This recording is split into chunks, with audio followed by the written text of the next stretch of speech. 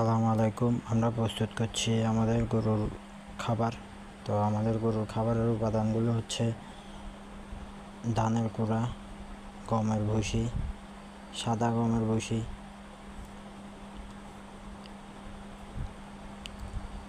মুগ কলের আটা, মুগ ডালের গুঁড়ি আর কি।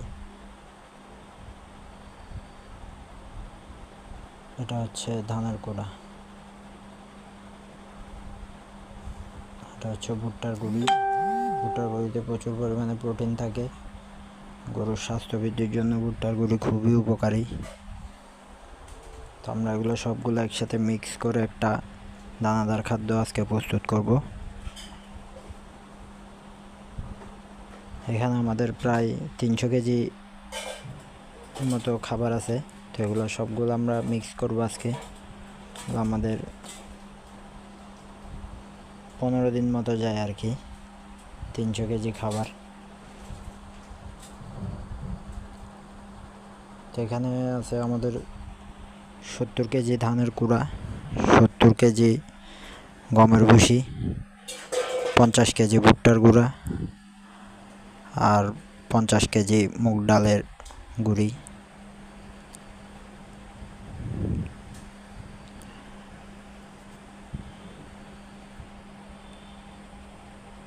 তারপর আছে আমাদের সয়াবিন, তারপর আছে আমাদের সরিষার খোল।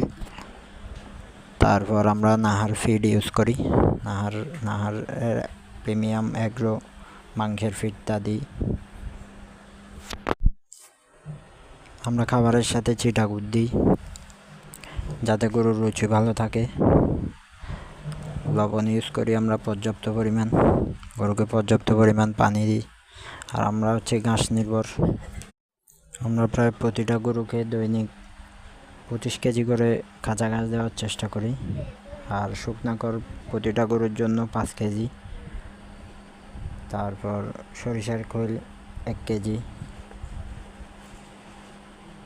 তারপর আপনার চিটাগুড় দিই 250 গ্রাম।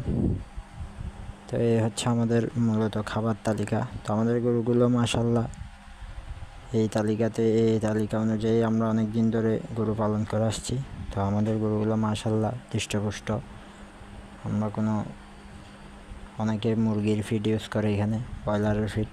আমরা এগুলো হচ্ছে গরুর ক্ষতি হয় আর কি, গরুর পাশাপাশি যে মাংসগুলো খাবে তারও ক্ষতি হয়।